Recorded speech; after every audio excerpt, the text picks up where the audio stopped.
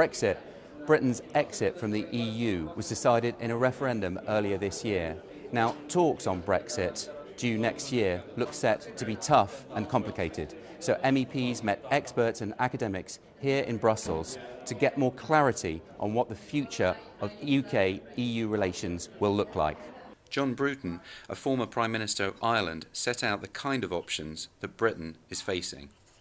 Does it interpret the decision in the referendum as requiring a hard Brexit where they interfere with people living and working in Britain from the EU and vice versa and have no participation in the single market?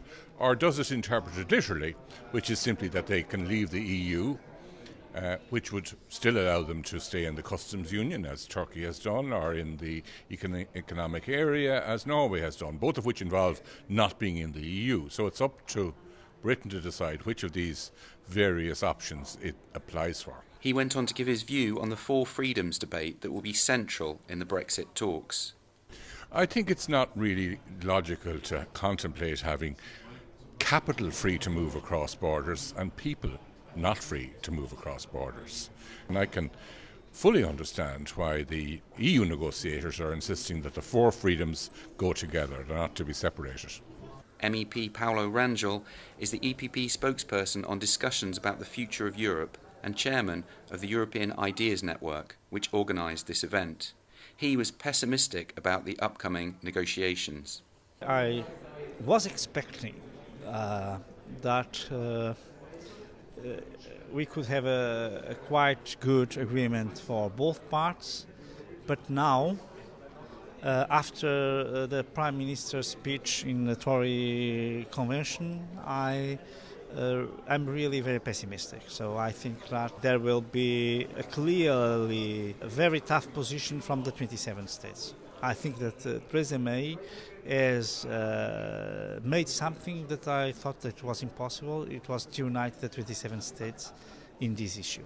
Mr. Rangel also attacked the Conservative Party for its idea to compile lists of foreign citizens in companies and universities. I really regret that we have heard the Minister of Justice speaking about lists of foreigner citizens in enterprises and in universities. And I'm really astonished because I know the British Conservatives, and they are so attached to freedoms and to the human dignity.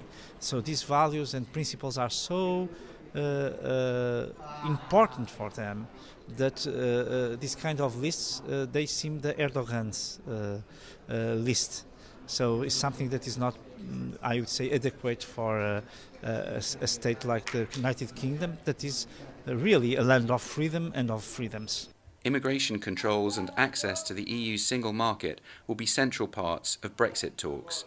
Dr. Thomas Horsley, a senior lecturer in EU law at Liverpool University, gave his view on that. There's not a doubt that the immigration issue is a red line, if you want to use that language, for the UK government. The extent to which it will compromise on that in the negotiation process once Article 50 is triggered is an open question again, and it will be a question I think that a lot of people are asking is, are they going to sacrifice access to the single market, particularly full access in certain sectors, in order to keep control over immigration fully, or certainly in a way that is not through the current legal framework. The European Ideas Network is hosting another debate on the crucial security and defence implications of Brexit in November.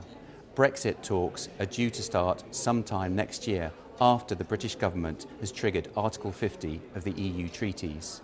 Find out more about the activities of the largest political force in the European Parliament by checking out eppgroup.eu. Thanks for watching and see you next time.